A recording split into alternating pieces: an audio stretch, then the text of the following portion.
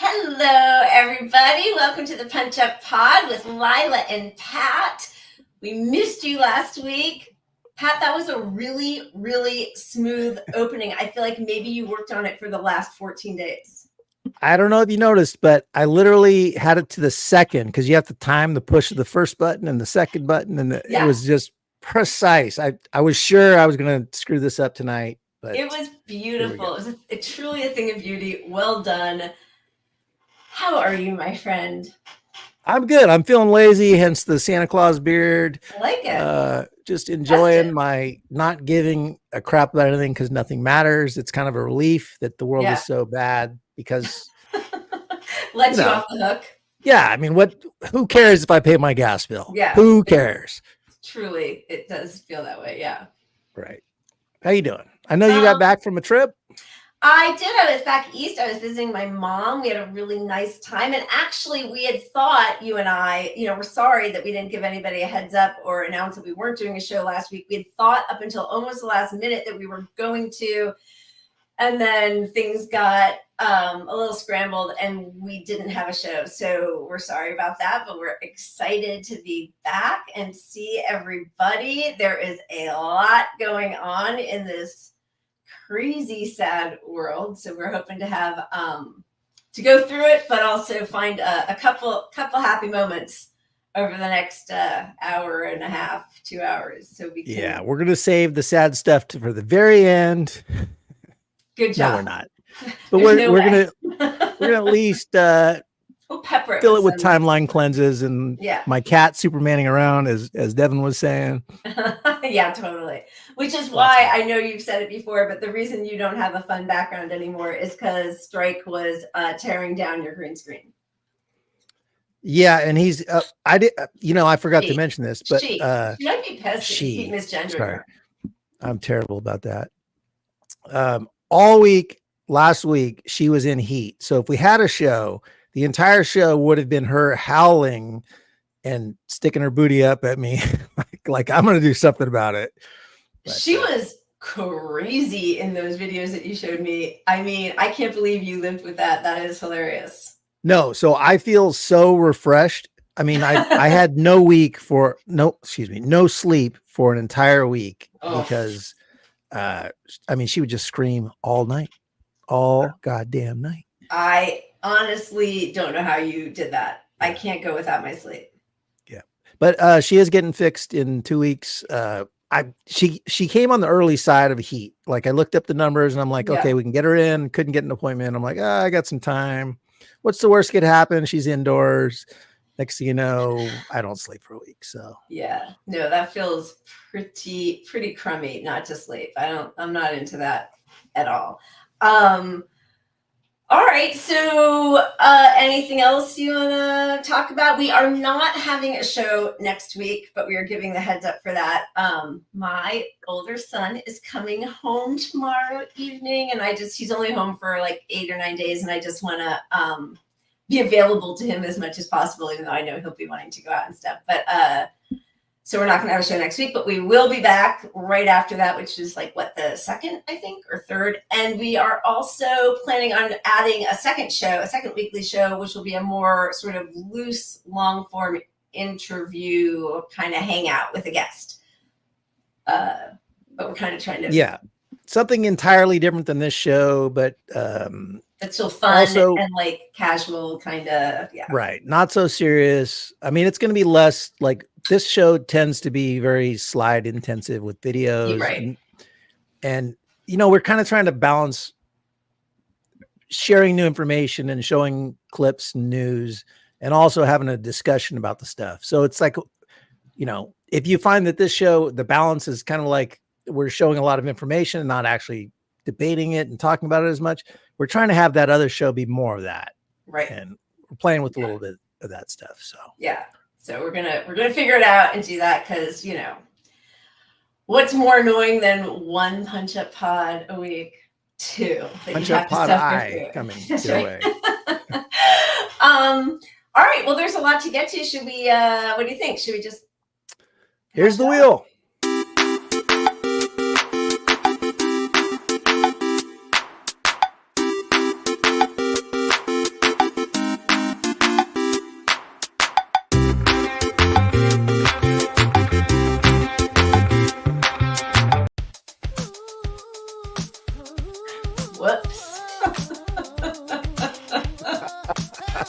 I never should have given you a compliment at the beginning of the show. Oh, crap. That's 12% beer, y'all. Don't do it. Don't do it. Yeah. Yeah, you got to have a few little glitches. Otherwise, it wouldn't be the Punch Up Pod you all know. Okay, what do we got? We got economic justice, like justice. What was that? Is that what you were going for? Is this thing on? Yeah. Worst of the week, timeline cleanses, river to the sea, more timeline cleanse. I'm going to read upside down. Merry COVIDness, mass COVID. This is fine. Fake polls, lots of shots, lots of timeline cleanses. Let's spin the wheel. Yeah, baby.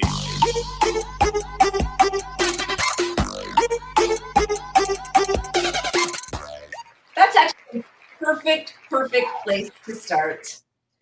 Let's check in with how we're doing for the 2024 election.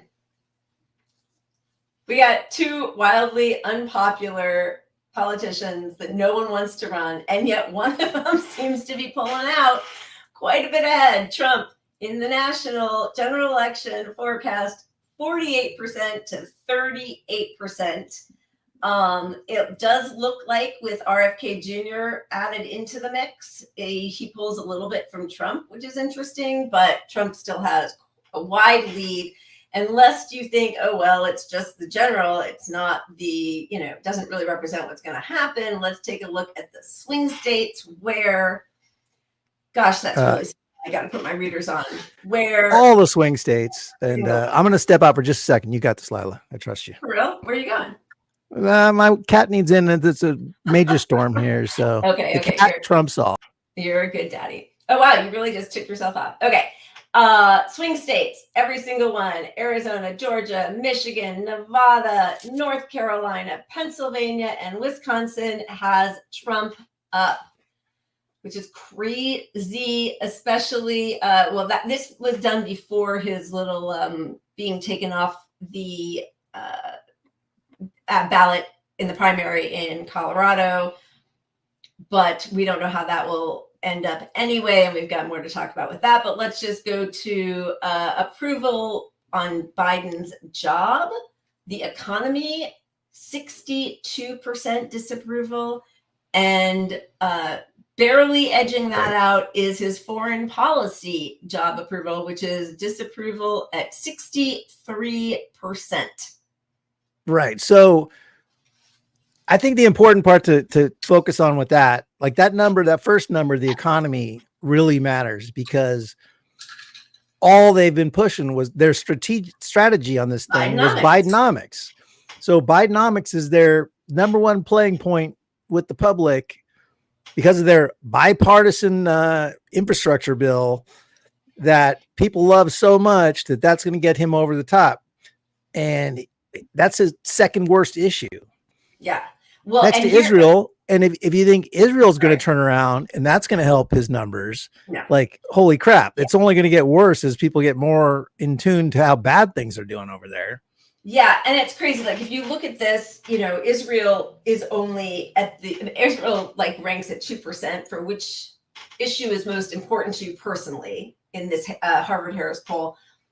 But it's enough with his base and with those groups that pull him out over the edge, with the people who are the activists who go door to door, who do the rock the vote and get people out to the polling stations. Like, those are the ones who are the most deflated by this. Muslim Americans, Arab Americans, young people, Black voters. Young voter. The base allegedly is people of color, and they won the last election because they got young voters out to vote. And young voters are overwhelmingly in favor of Trump, which is, I did not expect that turn. Okay, I just heard about that, and now I wish I had pulled that poll. They are in favor of him, or they're moving over to him. Do you know what I mean? Like, is that, have they really totally switched, or is it just that, like with Black voters and Asian voters and Latino voters, Trump is getting more. I just don't know I just don't want to. We'll have to see on that. I'm not Yeah. sure either. But I'm I not do sure. know that he's gotten more. Trump has pulled in all of those demographics more than any Republican has in decades. Right. And the first time around, 2016, that was the difference. I mean, 2020, excuse me. That was the difference in 2020 is that young voters abandoned Trump. Young voters did not have the MAGA running through their blood or whatever you want to call it. Yeah.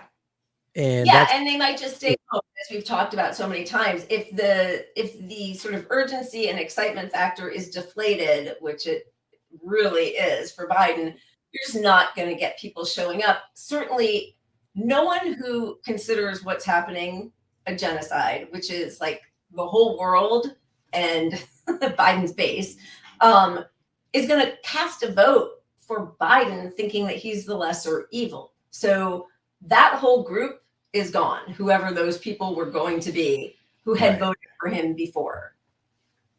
Well, he's given every segment of society a reason to feel like you can't guilt me into voting for him. Yeah. Because if I really care about Palestine, that's enough.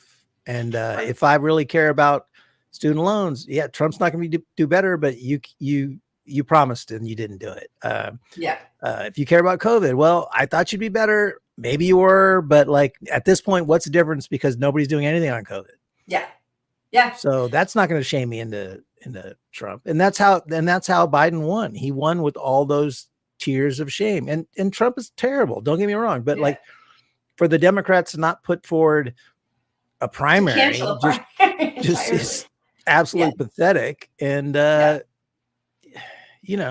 is one Black voter's opinion that he wanted to share with white progressives.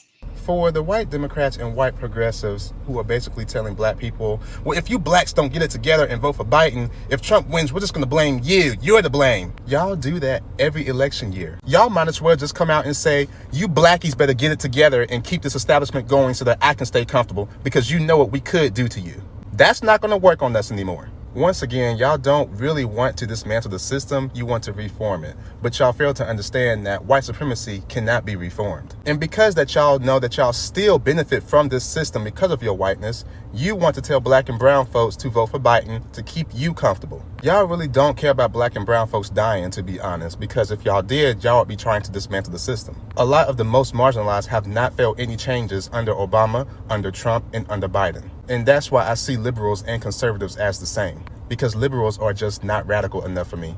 Y'all don't hate white supremacy enough for me. And this is why I do not trust y'all. So if Trump wins, the most marginalized folks are going to do what we've always been doing, living our lives on the margin, going through a never-ending Project 2025, still witnessing lynchings in 2023, still witnessing Jim Crow in 2023. Roe v. Wade is gone. The wall is still being built. Cop cities being built. But since the fascism is going to affect y'all and your whiteness, now y'all are in distress. So you're either going to dismantle the system that y'all benefit from, or just shut the fuck up. Keep it cute or keep it mute.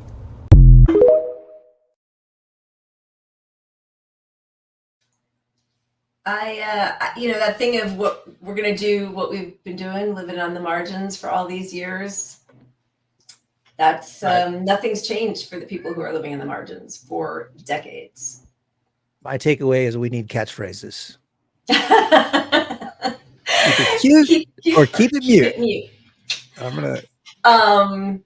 Yeah. No, but honestly, like it's really ridiculous. I mean, everybody that got Biden across the finish line is disappointed in him, and to think that if you look at the polls now, a little marketing and branding, some DNC ads, some more attack ads on Trump, like Biden's base, even if they don't vote for Trump, they're so deflated. And that's what determines the elections is how, voter enthusiasm. Do people want to show up? Do they get up if it's a rainy day? Well, and I'll tell you that this thing that's happening with Trump in Colorado, and who knows if it's going to happen, in 49 more states. It doesn't change. It just doesn't change for anybody, the going to the polls, right? Like the liberals who are excited about it because they hate him so much are thrilled about it. Well, they were going to be thrilled anyway. The Trump supporters see this as the end of democracy and trying to jail your opponents. So, and I'm not saying that he shouldn't. I think he should have been probably in whatever, I don't like, jail or, punished for all of the illegal things he's been doing since the early 80s. There's, pages and pages of them. And a criminal grifter. I mean, it's grift. It's not.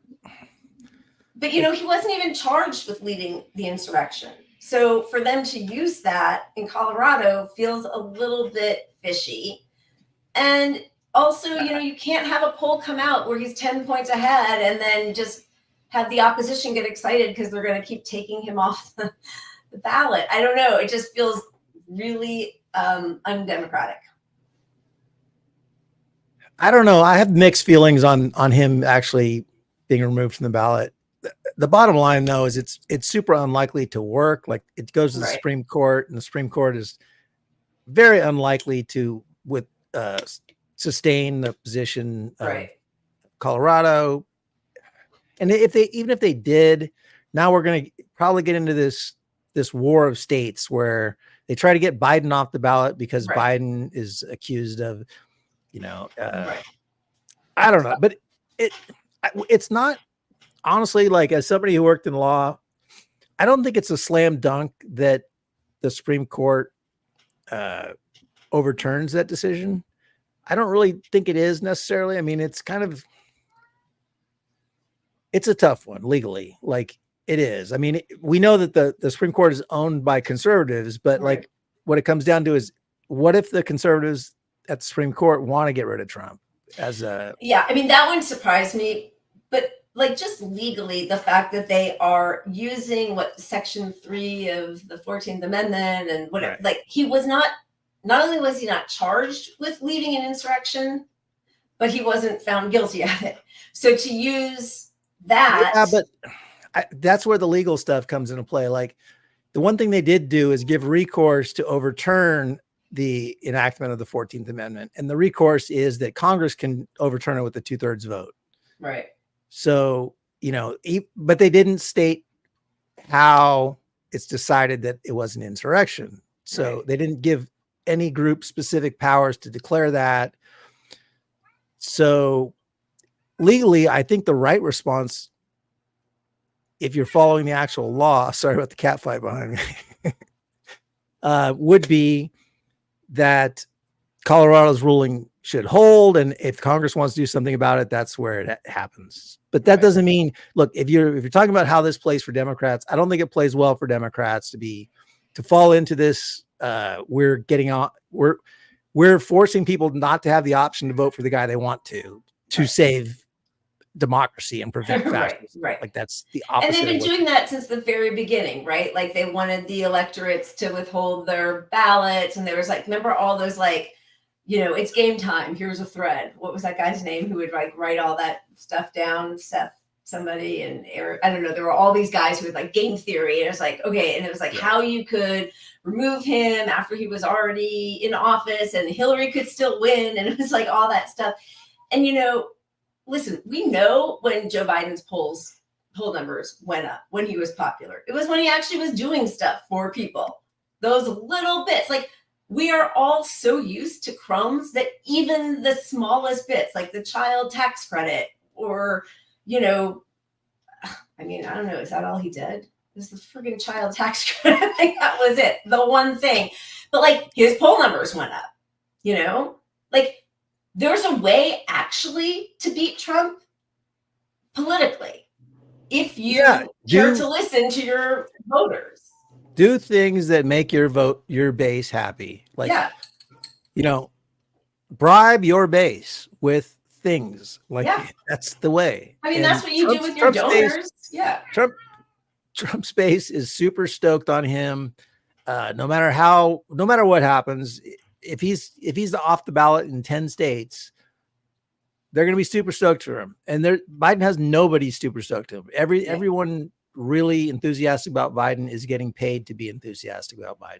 Yeah.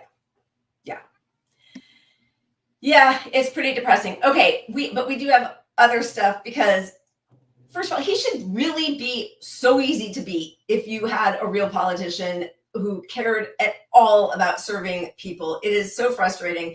So And that's what the public sees. You know, that's what our normie Dem friends are starting to see now. They're like, everybody's calling for him to be removed from the ballot. I mean, Right. not Trump, Biden. Everyone's calling to have a better option, but there's Right.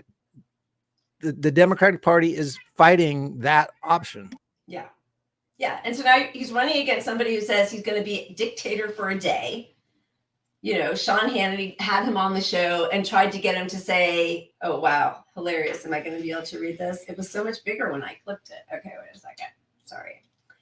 This was like a week ago.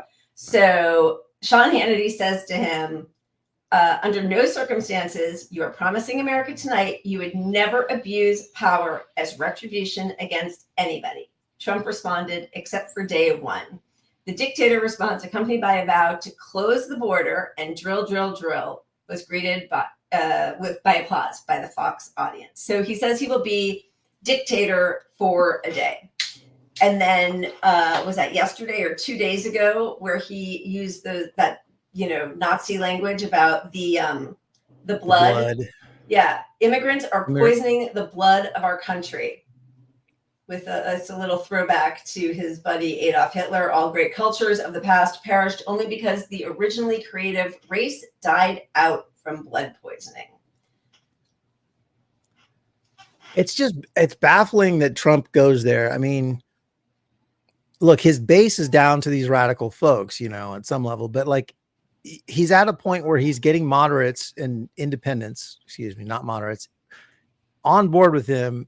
And it's like he wants to lose too. It's like a battle of two fucking idiots. On one hand, this does fire up his base, the people who are like, yeah, I'm super stoked he's racist, but that's not the independents that are voting for him, that he needs to win, you know? Yeah, it's not. And it does feel like what he's trying to do is like own the libs. Like it makes his base feel like he's dog whistling to them on some level, right? Like, because they know exactly what this is going to do, and people are going to compare him to Hitler, which they've been doing all along. But again, like, when you look at the reality of the situation, you have Democrats who are trying to force people off the ballot, not going to have a primary. You have Biden, rushing arms to Israel during a genocide, bypassing Congress, who's supposed to approve it. So that's dictator-ish. Bypassing 26 environmental laws to continue building Trump's wall. So like the case for, rules-based order or democracy, I mean, Democrats are taking away every, or Biden or Democrats, whoever, like they are not making the case that they are a better alternative on any level. I think the one thing that sums it up is right now, Democrats are caving to Republicans on immigration. Like you said, they're bypassing all these normal legislative procedures to change legislation to be more pro-immigration so that they can pass the most unpopular funding to the most unpopular war that is hurting Biden dramatically in the polls with all the young base, all the people of color. So, I mean, imagine if you're holding up the legislation, you know what? God damn it, give us $20 billion for homeless people and we'll do it or something. But instead, it's like, if we don't add all this stuff that the right wants, which is going to piss our base off, we're not going to do the other thing that pisses our base off. Right. So we're going to piss our base off. We're just going to like do all of it. Yeah. Which tells you they don't really care about winning. More importantly, are politicians that are beholden to the AIPAC and J Street. They care more about making those guys happy than their own voters and their own constituents. And that's where it's apparent to everybody at this point. Yeah, although, there's always that one jerk like this guy right here. I think leftists are the most pissed right now because normie Democrats are refusing to hostage negotiate their votes. They're all, if you don't do what we won't vote Biden. And we're like, okay, get lost. They don't know what to do. People like that, I feel like, really don't understand politics at all. Because the people who politicians listen to are the ones who say, do what I want or you're not going to get my vote and my money, right? That's all the big donors are doing. And that's who they listen to. You want my vote, you want my money, do what I want. So to act like, oh, pull up your big boy pants and just vote, we get chastised by these morons who don't understand what's happening every single day, all day long, is politicians are hearing from their most important voters, the donors, and responding appropriately because they don't want to lose them. Yeah, and who is benefiting from this? The U.S. is not benefiting safety-wise. Nobody in America thinks, oh, we're all safer for what's going on there. I mean, we're going to get into Israel, but I mean, we're not safer because of that. How many people, the border is an issue that needs to be addressed, sure. Right. But to compromise all your values and go to just deportations without any sort of justice at all. And it's turning so many people off. So who's going to be stoked about that? Republicans are going to be stoked that they got, feckless Joe Biden got our immigration shit on, Right. Feckless Joe, he looks weak as all hell, which he is by intent, but it's not going to pan out well for Democrats in 2024. No, it really isn't. I'm just looking, is there any other stuff that we have there? No, the immigration, the arms to Israel. Yeah, horrible. The wall. We should show Trump his good old 2024. This is where, do you want to lose?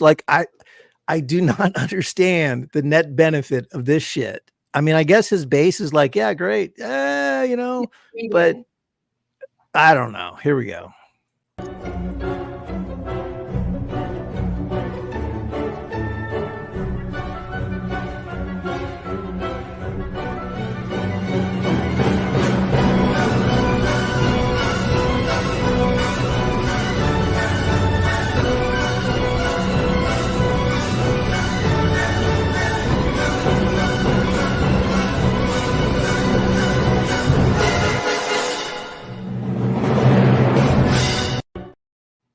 That was shared from his actual official Instagram account.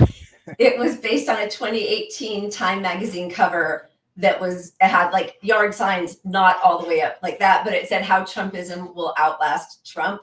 And so he took that and ran with it. And that is frightening. It is frightening. It's all frightening. Which should be a wake-up call that we're losing to that. And anyone who really cares and really sees that as a threat, don't scream at me on Twitter. Yeah. Scream at the Democratic Party. Call them up. I'm not saying I'm going to vote for somebody that's a Democrat who's not Joe Biden, because I'm not. Right. But you will get you would get normie Dems to vote for somebody. I hate Newsom, but honestly, I keep saying somebody like Newsom is going to have a cakewalk compared to Trump, to Biden. Yeah, 100%. Yes. Because he's just as slick and oily and gross, but comes out just a smidge better on a couple issues. And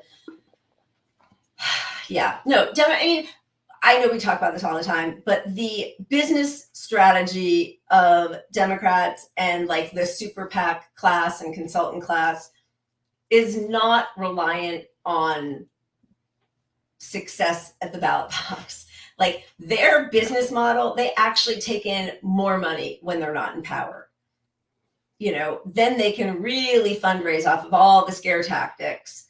It's a lot harder now to say, we've had 3 years, we've lost Roe, you're building a wall, you've gotten us into proxy wars, the environment, you're more oil drilling, environmentally, so what would you do if you were in power again now? What? Just because I mean, like, truly, what is it? I mean, I saw Robert Reich today was writing about what are we going to do about Trump's dementia? Like, really? Like, that's where you're going to go now when you've got Of Joe all Biden places. who can't even complete a sentence? Yeah. Like you would not have to grasp at straws and do these ridiculous, like, team sport things if you had a candidate, a politician, a party that actually was fighting for, and not just Democrats, not just its base. Most of the country wants what we are all talking about. Like, they want healthcare, they want free public college, they want, decriminalization of weed, they want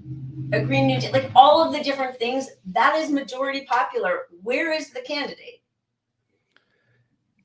And I think what it comes down to is, okay, if you really think we got to stop this guy, you got to be realistic about what's going to come. So debates between Biden and Trump are not even going to be as comparable as debates in the past, because we're not in hypotheticals about what Trump's going to talk about. Trump's going to talk about how everything Bidenomics is a failure, his COVID policy was a failure, his Israel policy is a failure, and it's going to be that's going to be a failure because he was weak, not because he disagrees with his policy, his stance on things. It's just he's going to say he was weak. Am I blocked or is Lila blocked? I think I'm frozen. Can you hear me?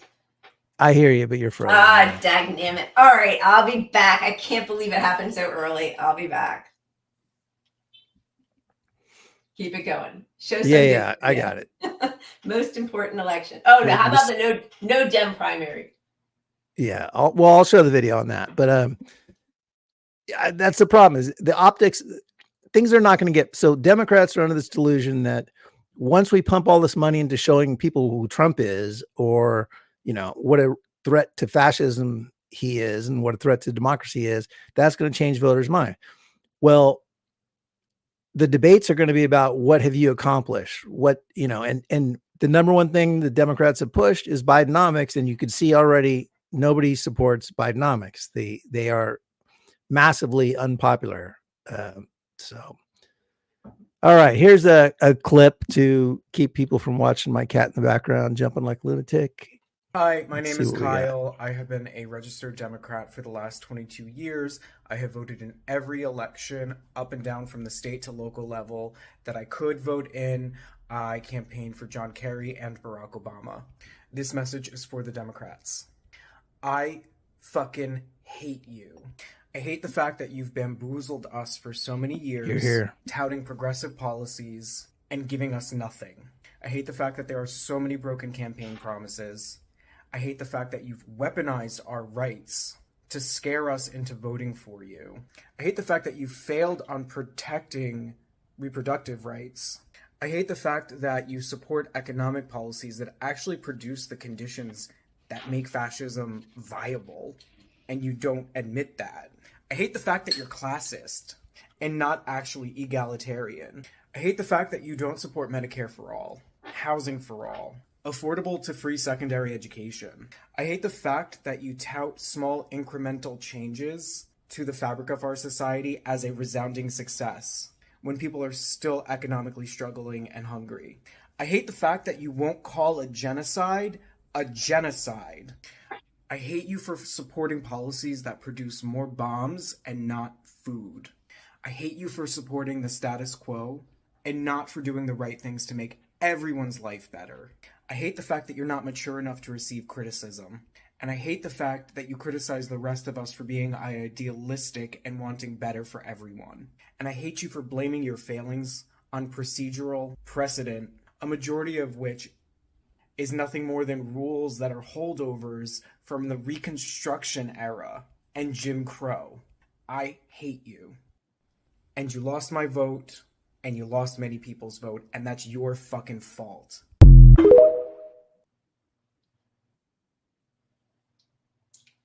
I love him. Nobody can hear you. We started off so well, Pat, with our intro, and then it's just downhill from there. Yeah, go ahead. I blame cats. I got cat problems below me right now. He's looking up at me as he's clawing my sockless foot. And somebody mentioned earlier, they were like, "Oh, you let your cat out in heat." No, it's my other cat. So It's not the cat in the heat that was out. Just That so I'm would not be a terrible funny. person. You're not a terrible person. I'm trying to delete videos that we've used as we go because I don't know why this keeps happening with Chrome, but I'm gonna try. It is 5:36. I'm making an audible.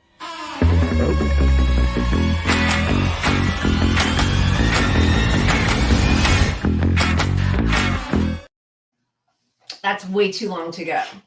Yeah, And just so we everybody can't. knows, if you haven't heard before, I know it's calling an audible. It's a joke because I missaid it once when I had way too many shots. And cheers. Cheers.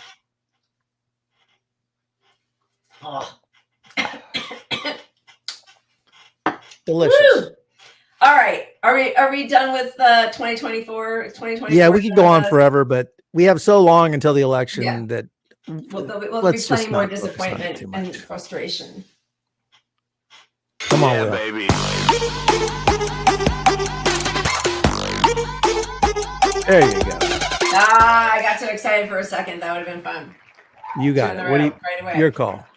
Okay. This shouldn't be so hard. Okay, here we go.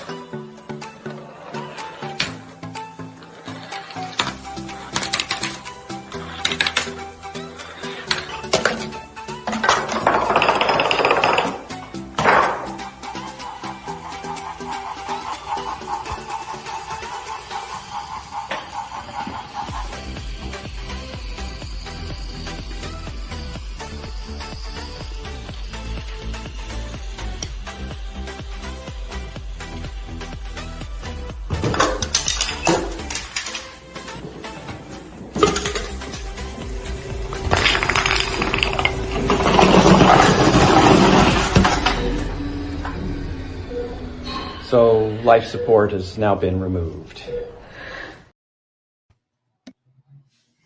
It was funny at 3 a.m. No, not good. Pat. Oh my God. I thought for sure that was going to end in some wholesome shit.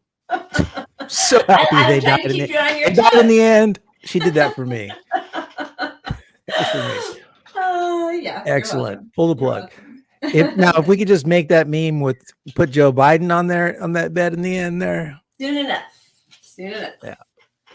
All right. Yeah, baby.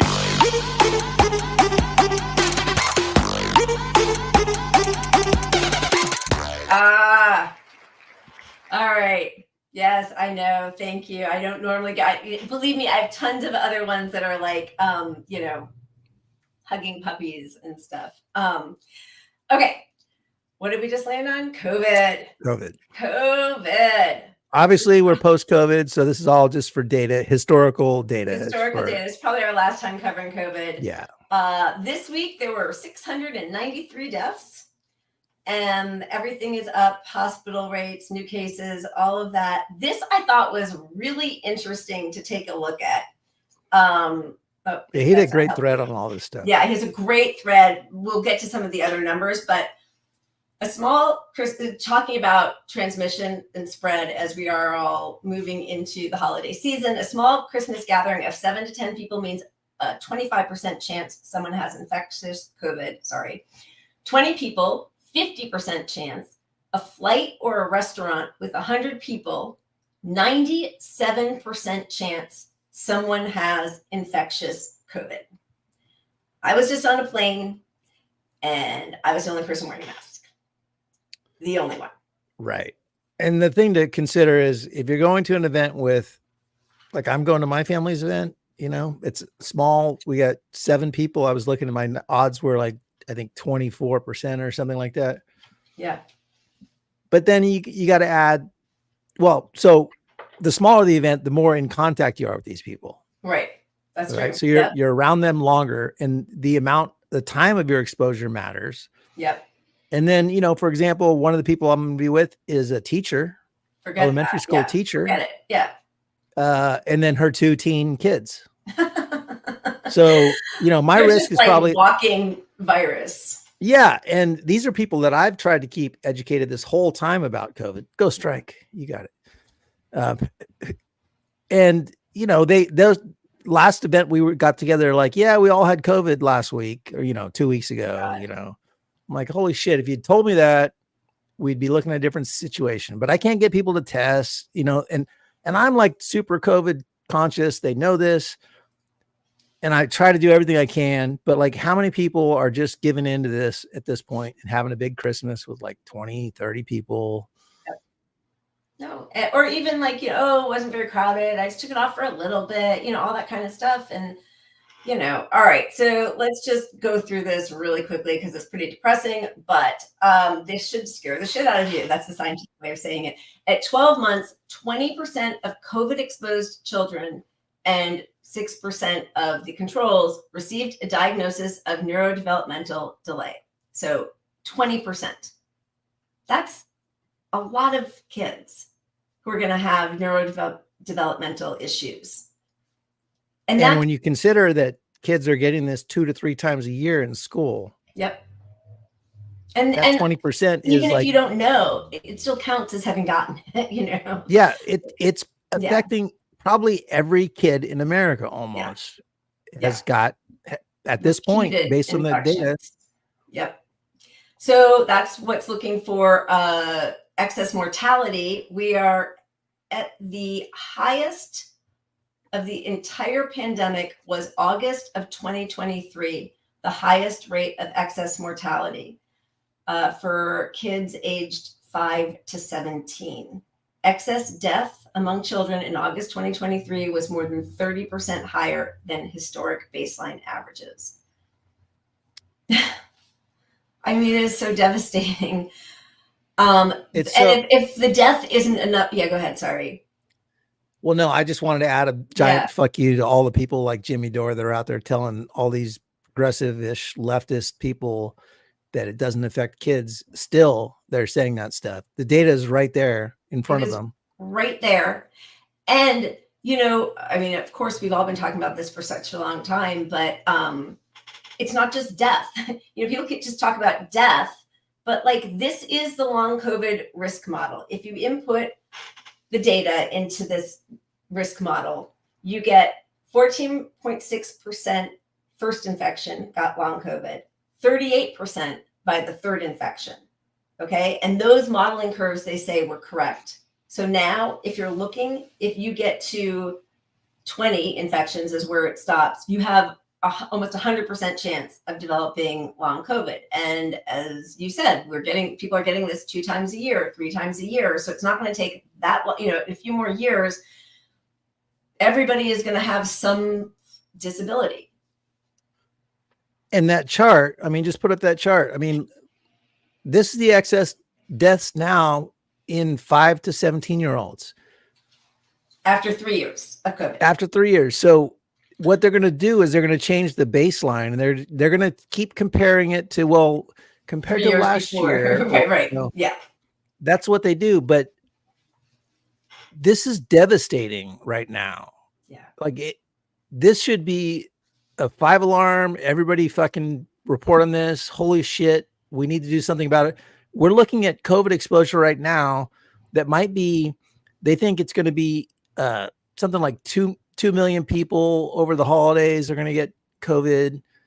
It's going to be somewhere between, the estimates are somewhere between the 2nd and 4th, I think, maybe 2nd and 5th highest amount of COVID that's ever been spread since the beginning of the pandemic. Yep.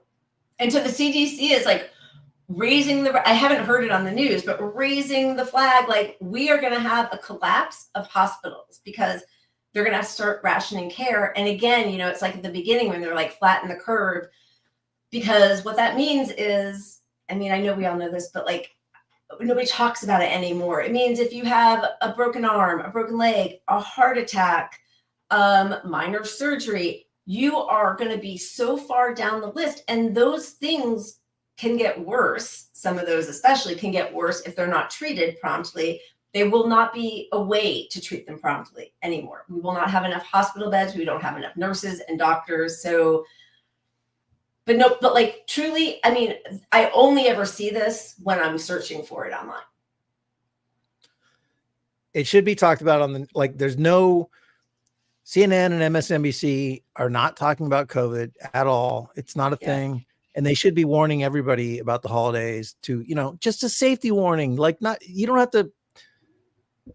have to go full blown, holy fuck, everybody get under your bed. There's a nuclear war coming with COVID. But you could just say, hey, we have like the highest level we've had in a long time, according to the wastewaters.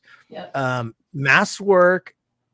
You should consider this when you're doing your holiday gatherings to, you know, take these precautions. How about just a once in a while message on TV about getting vaccinated, getting a booster, getting an update, you know, but that ship has apparently sailed so much they don't even talk about vaccines anymore.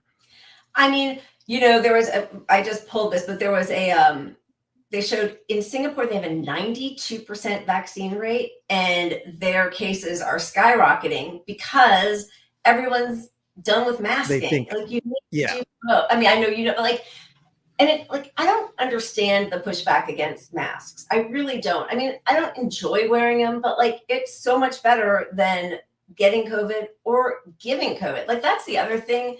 The selfishness that I see with people like, I'm just going to take it off for a little bit. Okay, then what? Like, so now you get it, maybe you'll be fine, but what if you give it to me or somebody else? Like, I don't know. This whole thing started like community focus of protecting each other. And I've kind of had a beef with that from the beginning. Like, just because I know how people think, people are selfish. Yeah.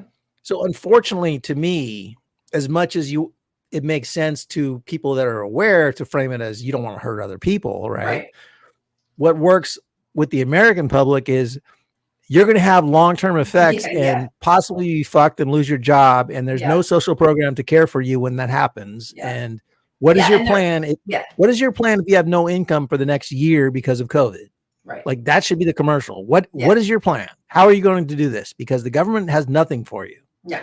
And they've just changed the, I think we actually have this under economy, but they're changing the answer and the question, like the ability to answer the question of if you have a disability in the US Census Bureau, they are narrowing the definition so that with the full knowledge that we are incapacitating millions of people as we allow COVID to run wild, they will have to pay out fewer claims.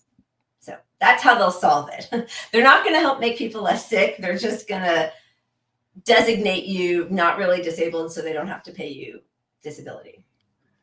Yeah. But, you know. All right. Do we have the picture? Oh, we don't have it. Do we? Of the mask. So as much as I know you sent it to me and I got bogged down. I'm sorry. Lila edited my tweet. I know. I was like, that wasn't good enough. No, it was a baggy blue for the CDC. Yeah. So the WHO goes to all the trouble to say, and the whole tweet, and it was about information for doctors and people in medicine to start. They were saying the right thing. They're like, COVID is up. We have to start taking precautions and protect here's how you can protect our vulnerable population that are coming into hospitals. And the lady is wearing a surgical mask and not an N95. So like 3-4 years, going on year 4 of the pandemic, we got the WHO putting out a picture of somebody in a surgical mask, which is absurd. I mean, unbelievable. Yeah. And then, you know, even when they have that on, they take it down. Like, I was at a pharmacy picking something up for my mother, and the guy behind the counter actually was wearing a good mask. But every time he talked to me, he pulled it down to talk to me. It's like, I can hear you just fine. Just keep it on. It's fine. Yeah. Well, that's my boss every day at work. He wears a mask because he thinks it looks good for business, is kind of his thing. He's like, you know, we're protecting people. It's like wearing booties we wear booties into your house, not wreck things. And he wears a mask, but then he pulls it down and talks to them like this. Really close. What the fuck? Get up really close. Yeah, I know. It's pathetic. All right. I think we're good. Moving on, right? Yeah, we could go on about COVID forever too. And I lost all my Israel graphics when I got booted off, but I think I'm going to wait till we land on it, because otherwise I'm afraid it slows down my my Chrome technology. Yeah, Technology. baby.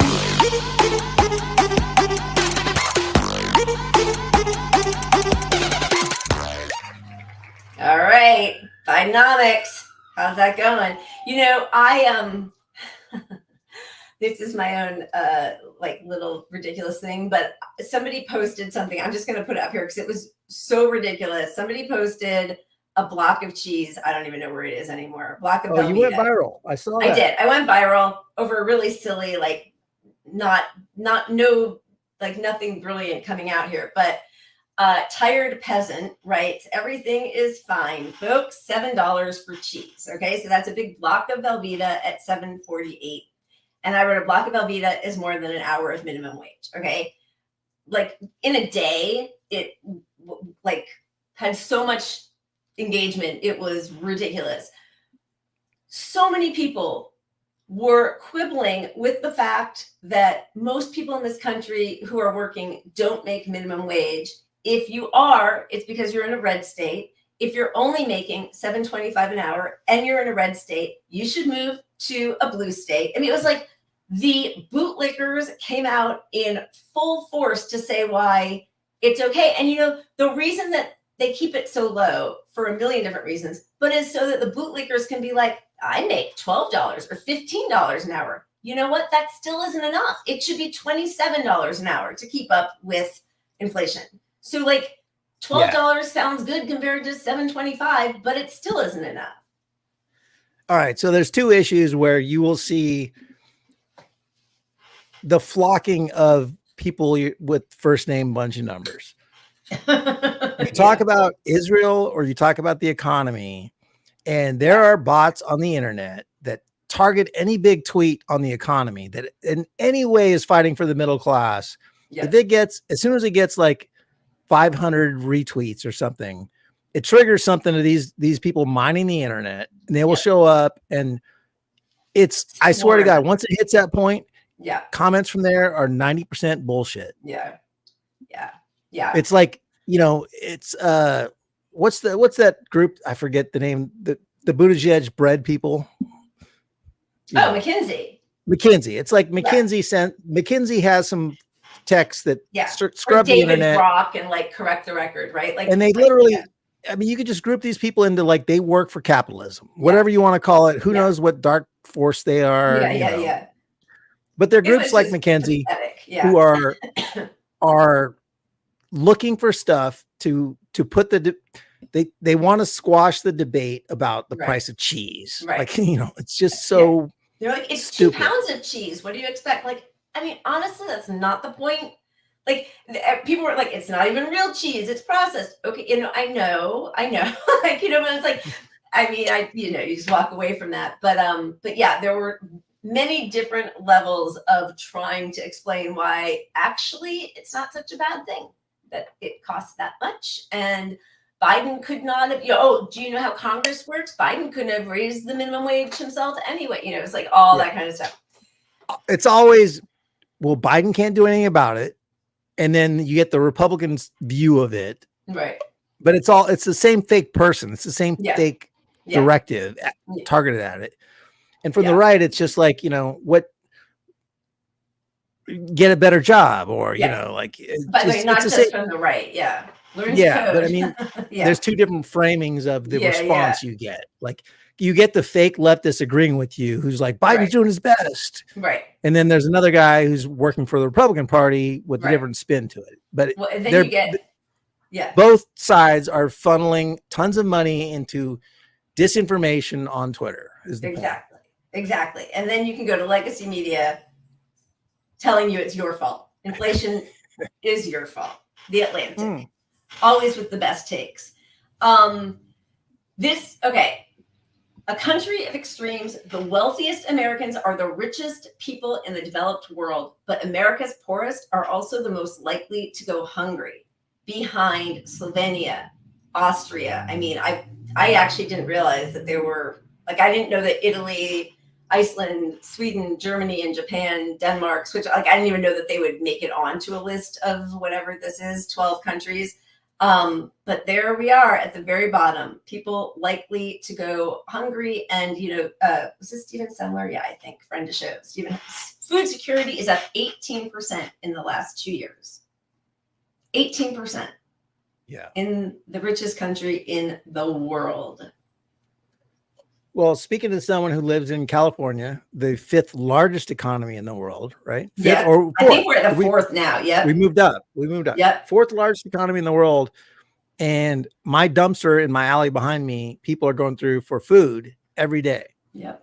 And I have homeless tents literally 1 block away from me, 1 block away. Yep. And actually, they're not there now because Sacramento swept the homeless over there, but they'll just move somewhere else. I mean, they have nowhere to go. They have nowhere to go.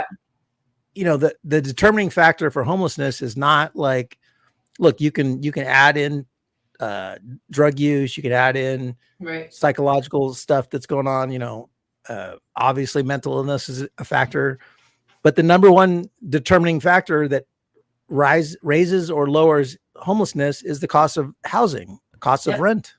Yep. And it's unaffordable to live in California. That's why places like California, New York, they have the biggest population of homeless people. It's strictly how much it costs to fucking live in society.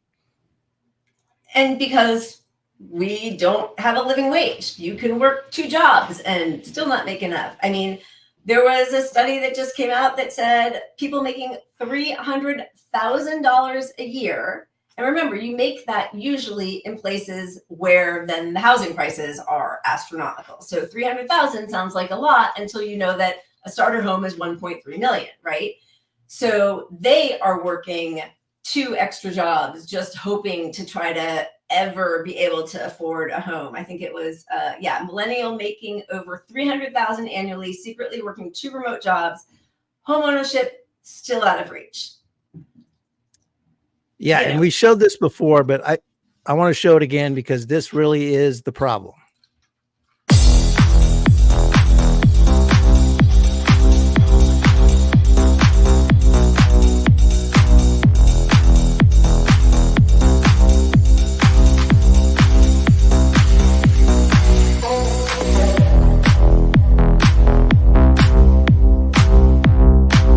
Top line is rent, bottom line is income.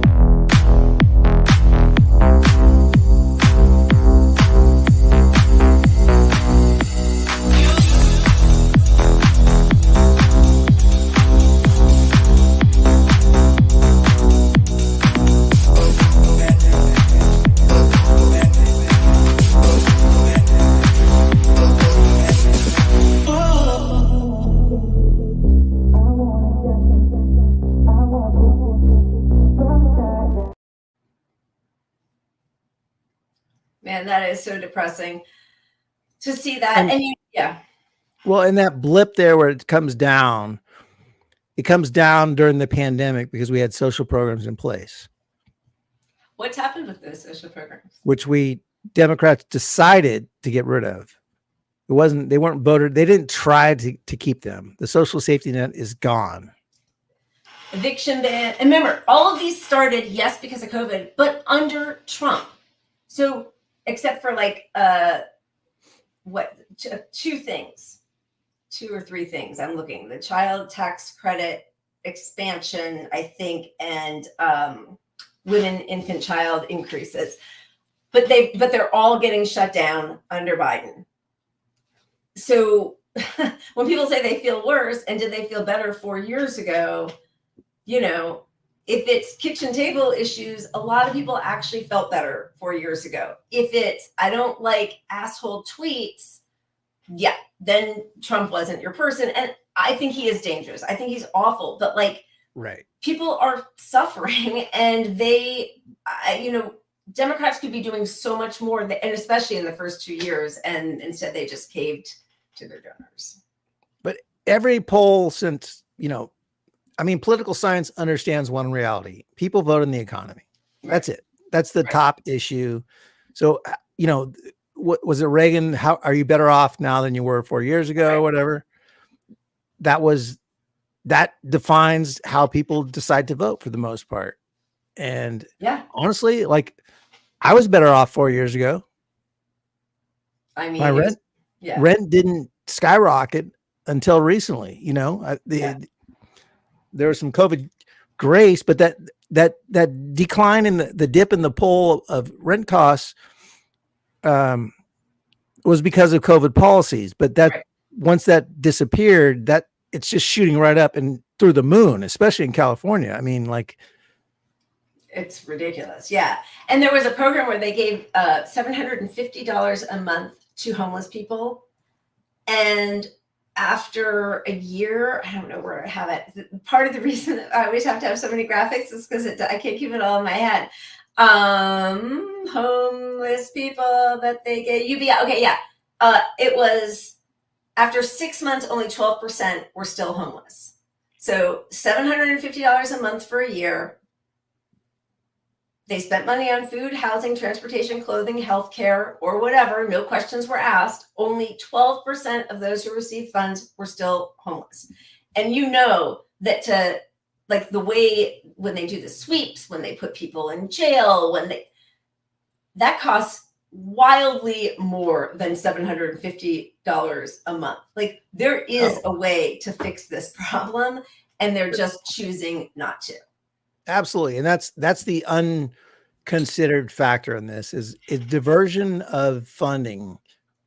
You know, how much money, you know, I put out a tweet about, you know, 20 billion ends homelessness, which is HUD's number. Right. It's nonsense. It doesn't apply today. I understand that. But if you look at what we spend in the police force to monitor homelessness and all that, you know, if you shake up the economy and move the money and then add 20 billion to it, what happens? You know, we don't know because they won't do that. But, you know, rent in Sacramento, you can't rent an apartment for $1,000 a month. So even giving them $750 that are homeless, you know, they can work their butts off from homelessness and add to the $750 to afford a place somehow with roommates. But that shows you the will is there when only 12% of people remained homeless after all that. Yeah, and as you said, it's about the priorities, right? Like, budgets are moral documents. Is that what AOC, Bringing the Ruckus, said all those years ago? But, you know, part of this whole thing of talking about how the crime rates and the shoplifting and all that, you know, it's a concerted effort by like the police union lobbyists and business real estate.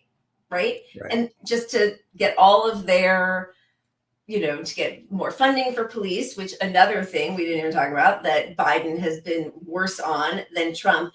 And now they just came out, the FBI data, which compares crime rates in the third quarter of 2023 to the same period last year, found that violent crime dropped 8%, property crime fell 6.3%.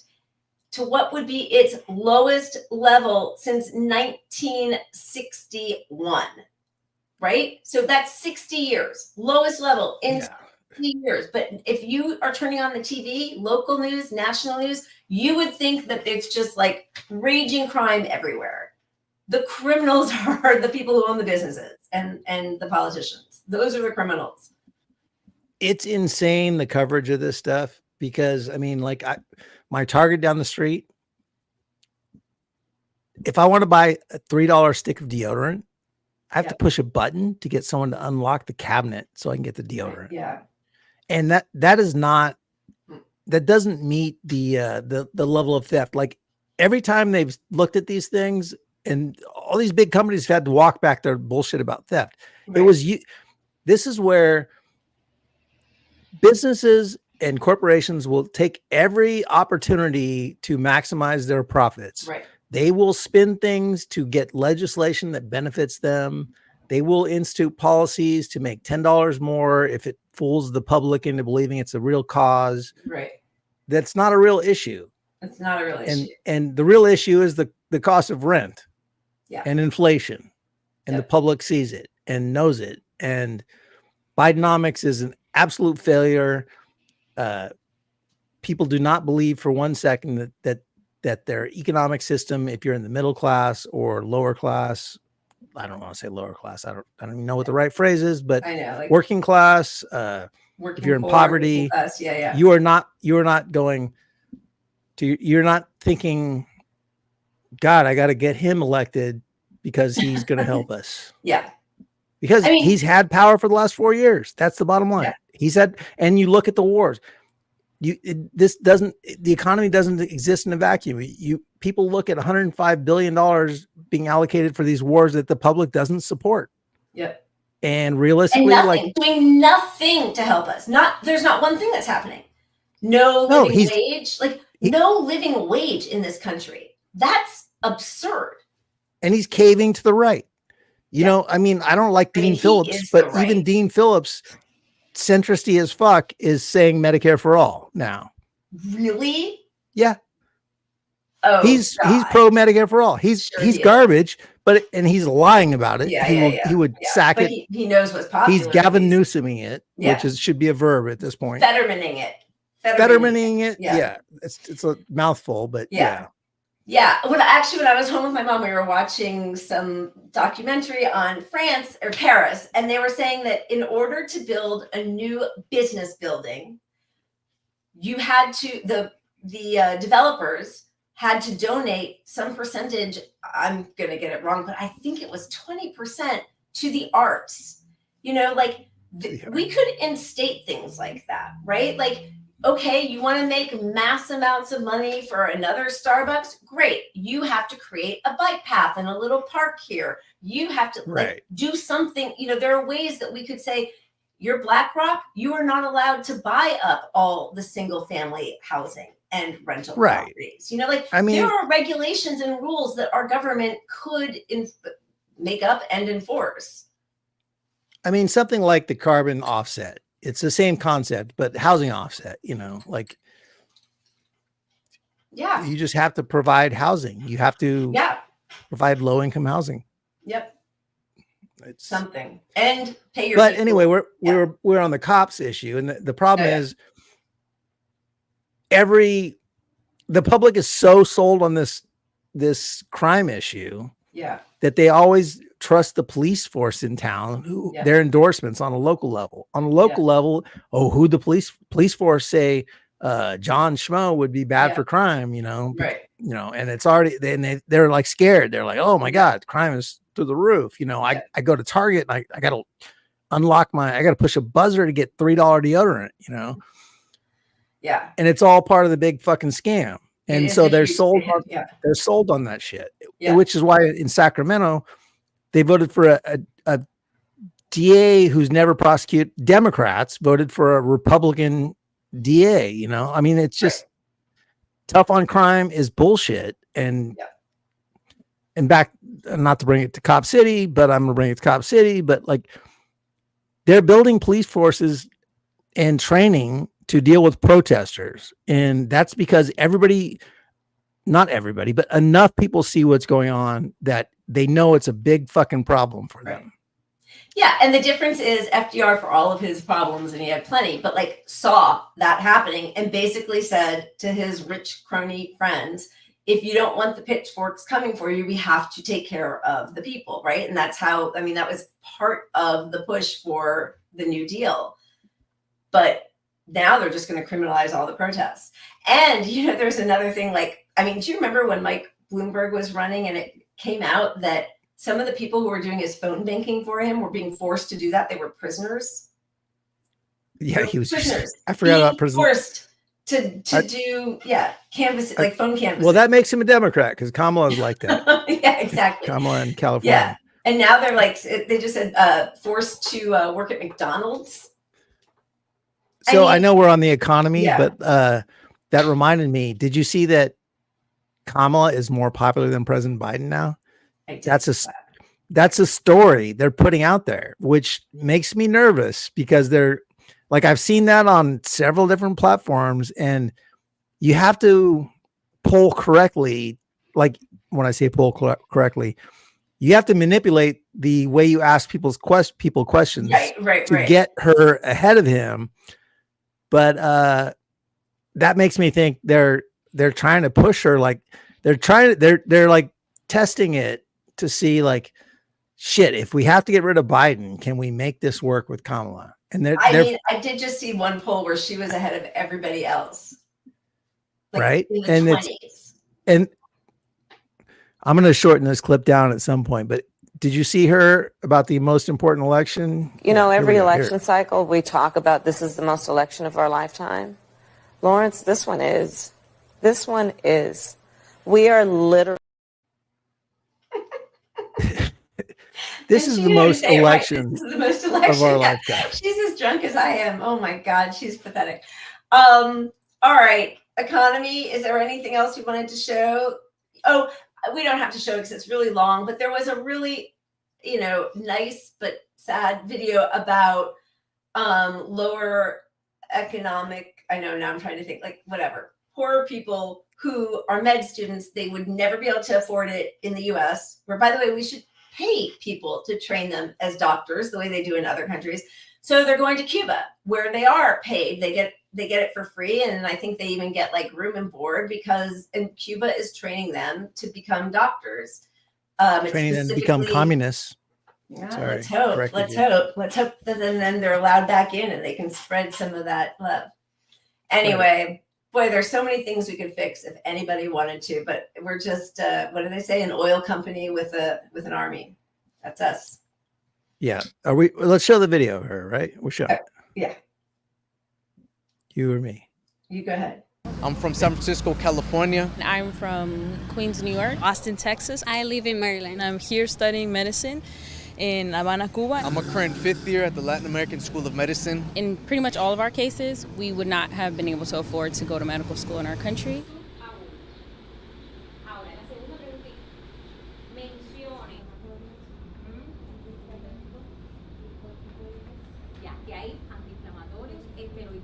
This is a huge opportunity because you don't see nowadays that a country is giving full ride scholarships for students who wanted to study medicine. The program is aimed at low-income students, people that come from underserved communities. I realized that I either had to get into debt or I had to not study medicine. And if I had to get into debt, in order for me to serve my community, I wouldn't be able to because I would have to pay back that debt. The idea is to, once we become doctors, is to return to our low-income communities, underserved communities, and essentially serve them. I jumped at the idea because I've only heard great stuff about Cuban doctors. Here, everybody gets treated no matter what, but over there, they're not too keen on treating you if you can't pay. I know personally, my family, several members being uninsured for a long time.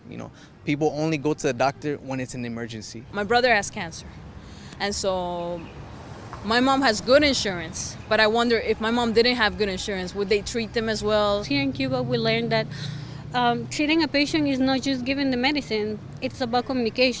Medicine at the community level is significantly different than medicine at the community level in the US, which is practically inexistent. Something amazing that we get to do in this program is that starting second year, we get to see patients, we get to work with a doctor, with a nurse in the consultorios. I've learned more empathy and community, and I feel like in America, we really don't have a strong community base. Despite the shortages, due to the blockade, due to, the current economic situation, you see how the community tries to connect the patients with what they need. I've definitely learned solidarity with people, being there for people even in the hardest of moments, because that's what medicine really is. Medicine is really empathy.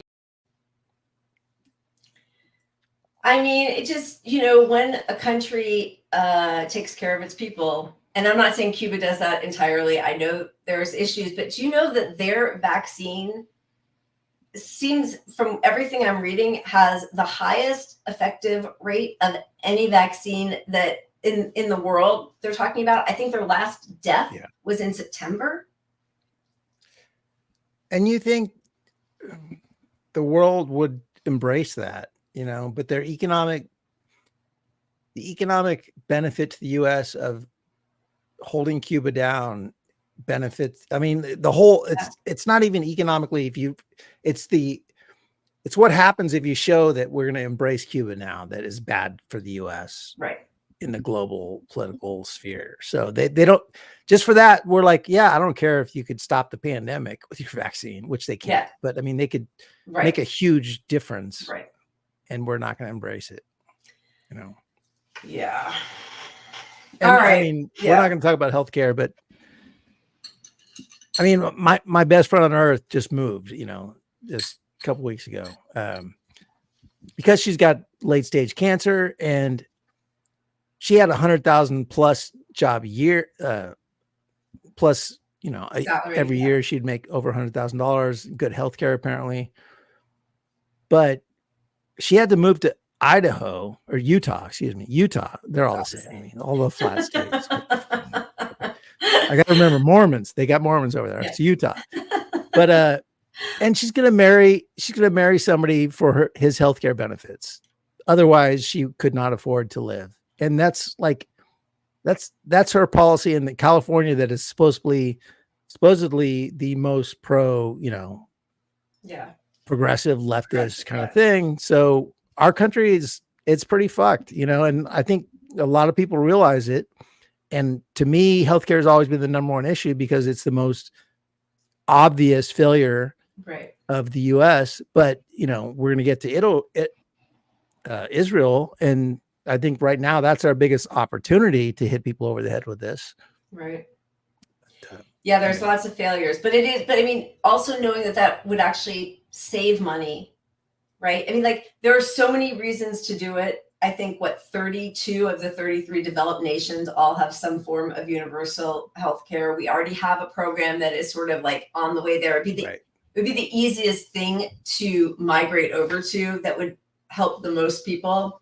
It's already proven, and we pretend it's not proven here in the US. And but I think that fact that we can point to is why it's such a good issue for leftists to latch onto and push hard, because we can reach people on that, because everybody knows somebody who's, everybody pays their healthcare bill and then realizes, oh shit, it's not covering anything, or I mean, even if you're healthy now, someday you won't be. Everybody, right? So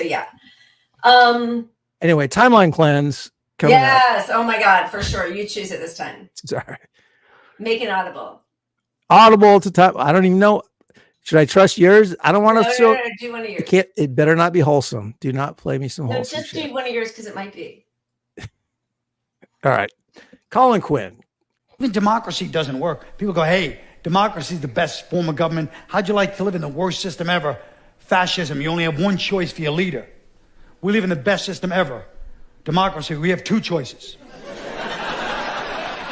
So we have one more choice than the worst system in the history. I mean, no, but the way we brag about it, you think it was 50 choices. And even two choices is not kind of an illusion, because nobody votes for the other party. And who's more hated than Ralph Nader for trying to start a third party?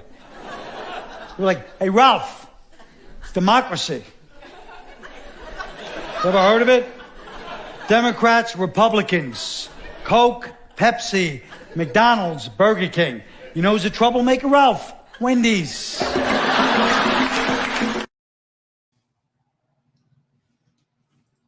That was good. I like him. Where'd he go? I don't see him enough anymore. I like that. Yeah, he was great. I mean, he used to do little bits on Jon Stewart, but I don't know where he is anymore, but he's phenomenal. All right. Are we spinning it, or should we have a drink? What are we doing? Let's have a drink while we spin. All right. And that's multitask. There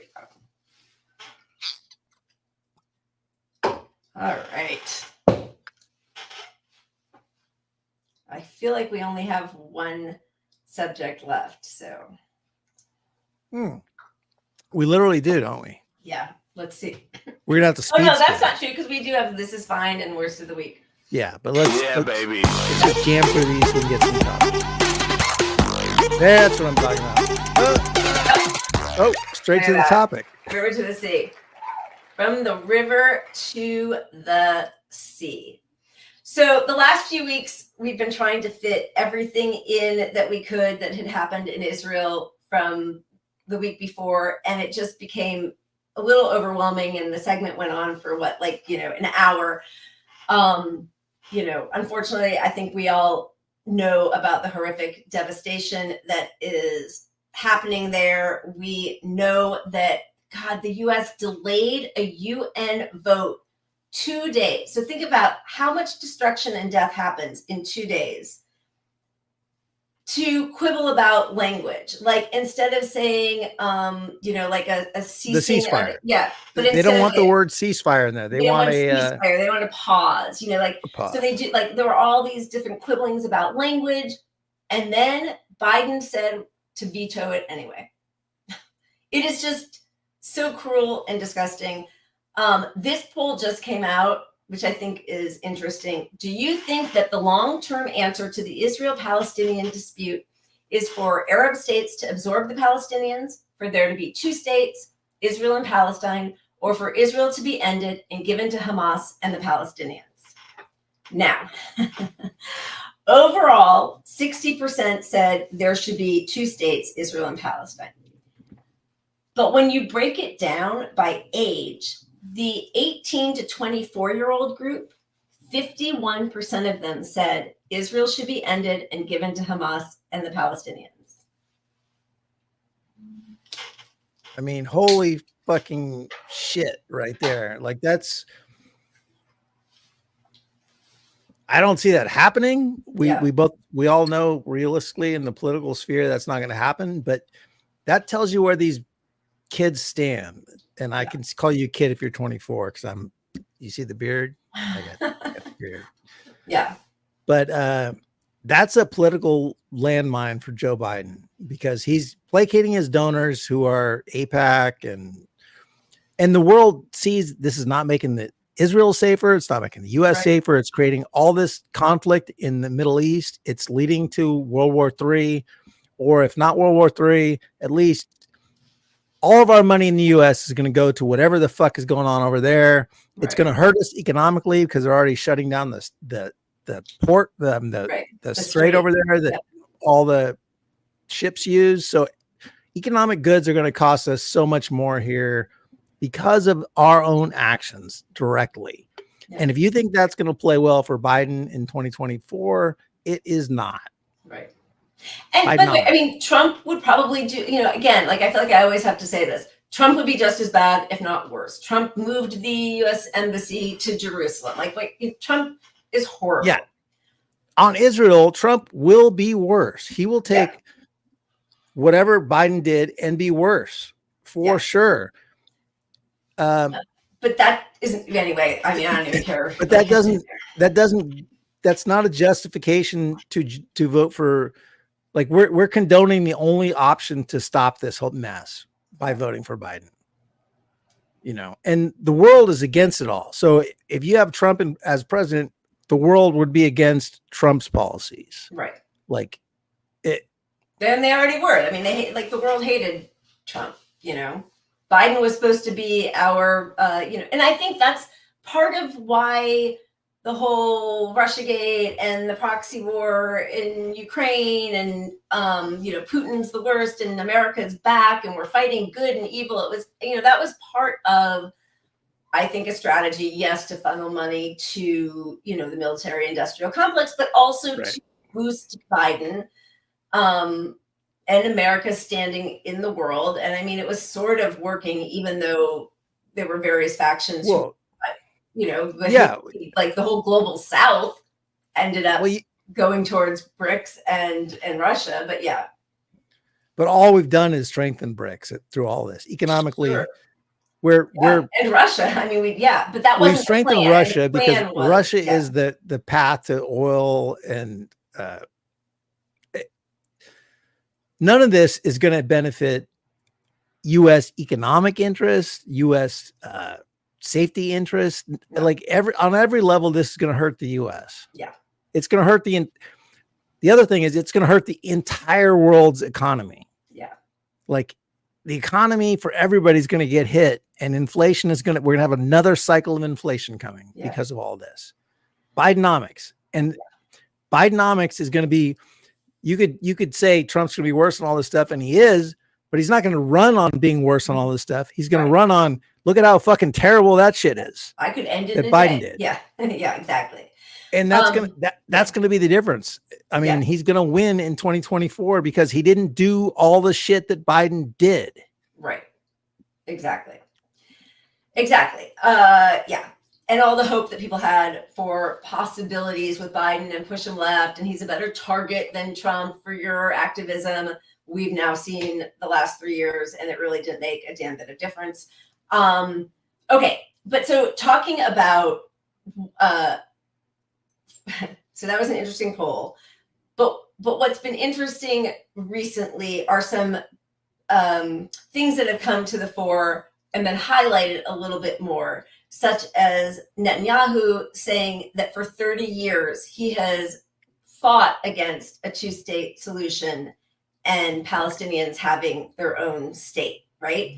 So as much as people might look at that other poll and say, the poll that we just showed, and say like, wow, you just want to give Palestinians their own land back, but isn't that disgusting? What does it say about what you think about Israel, anti-Semitism, and all the things that they're going to lob at you? Here's Netanyahu saying for 30 years he has been blocking a Palestinian state. So as Biden says, hey, what happens the day after? I mean, meanwhile, the day after, we're watching, we're at what, 22,000 Palestinians have been slaughtered now, 10,000 kids at least. So what happens the day after? Biden is still talking about a two-state solution. The person who is in charge of Israel and his whole cabinet and everybody who works for him and everybody who goes on the TV to talk about it, none of them is talking about a two-state solution. And I think this is where Biden looks as weak as he actually is. And then thank God for that part of it. But yeah, we put no restrictions on money to Israel, which the spin is we never have. And, they're our best ally.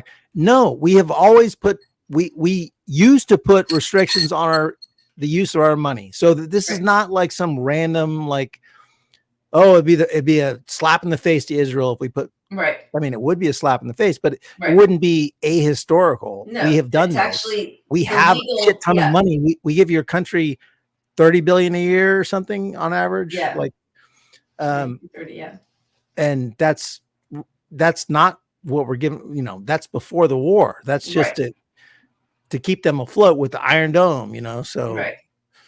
Yeah. I mean, we've been helping their apartheid system and the slow genocide for decades, for sure. And now it's just getting worse. But yes, there have always been at least some constraints.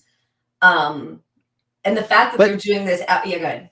Well, no, but to do that now, to just give them as much money as they need, and for our argument to be, we support a two-state solution, and for the government and Netanyahu's argument to be the entire time that's never going to happen. Yeah. All of that is obviously in conflict. But I mean, if you look at it on an electoral basis to stop fascism, if that's your interest with Trump, he looks as weak as fucking possible, because here he is giving this, you bring in fascism, because fascism, they're like, that's a tough guy leader. It's always that with fascism, right? So the weakness that Biden exposes by giving all this money to a guy and saying we can't do anything about what they do with it, and everybody knowing that he could do something about it and chooses not to, and he looks ineffectual, and he has Jake Sullivan or whoever standing right next to the head sergeant of the IDF, who's basically just wiping the floor with him as he says, we need to do this because Palestinians are so barbaric and they're all Hamas, and there is no coming to peace with them. We don't have peace negotiators on the other side, which is exactly why they've been funding Hamas up until the day before October 7th, funding Hamas. And this mythology of, not mythology, but like the desecration of a whole people, the dehumanizing of them, and saying that they're too barbaric. They're all barbaric. They are vermin. That has been the running theme. That's why you get the beheaded babies. That's why there's the mass rape allegations. That's all, the cutting out the baby from a pregnant woman, which have all been shown to be lies, unsubstantiated. But that is how they are trying to justify their genocide. That's how they're trying to justify it. But I think the public sees, like, you know, CNN, MSNBC, all the major news networks, they always have on reps for Israel, and they hit them with the softball questions.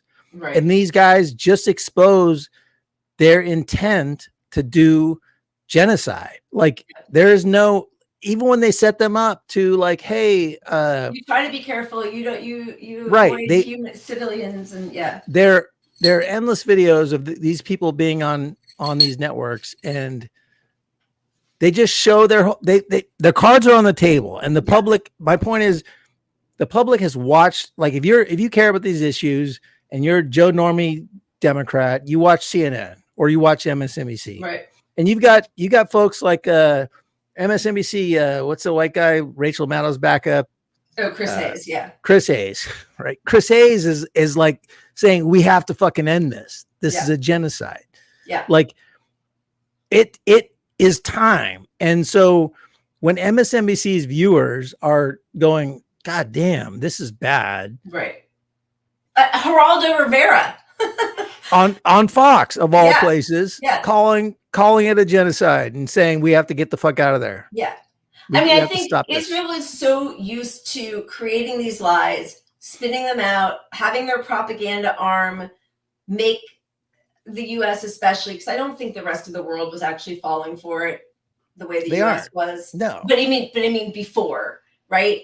Saying that these people are barbaric, and the way they, what was the Golda Meir quotation about, well, we'll only have peace when Palestinians love their children more than they hate ours.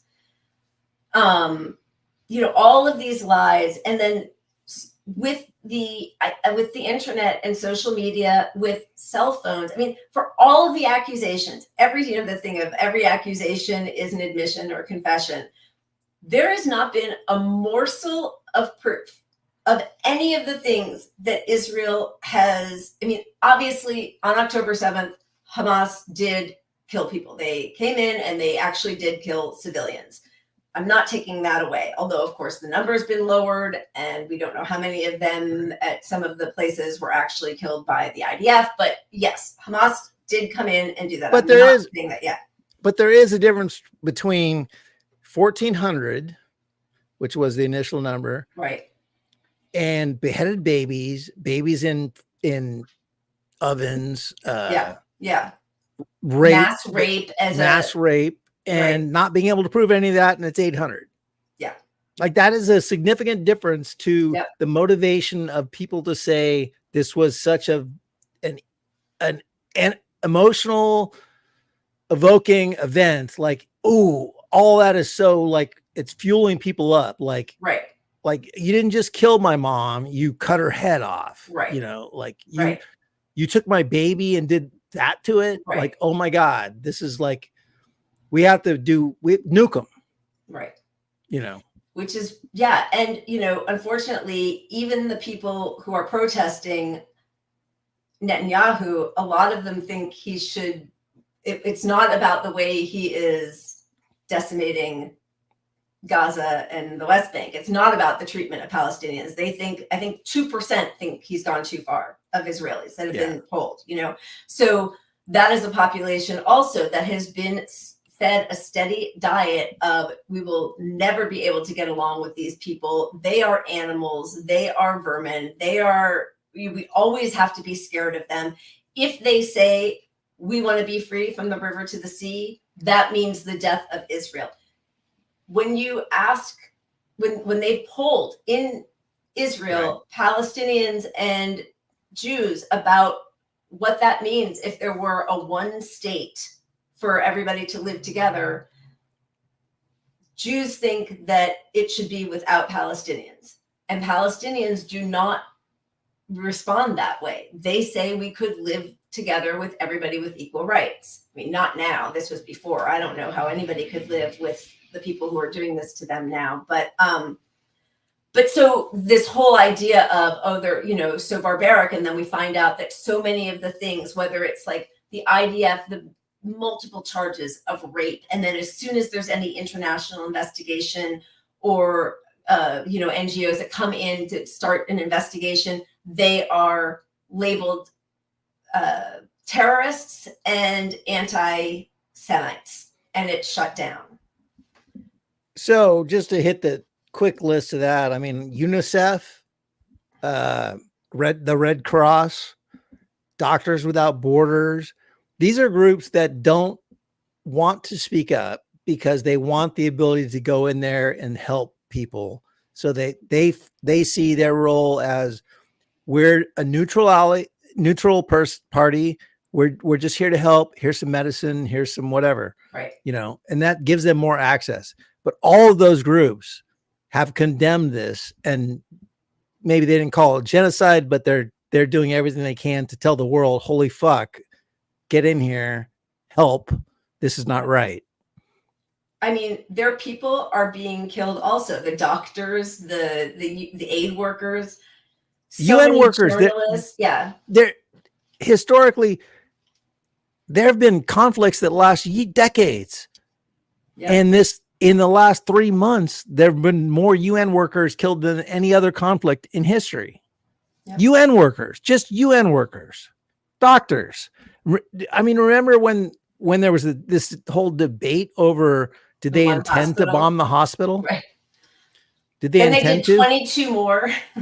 They bombed every fucking hospital. Yeah, they destroyed every one of them. And then they just bulldozed sick patients in a parking lot and killed those patients in a parking lot of a hospital.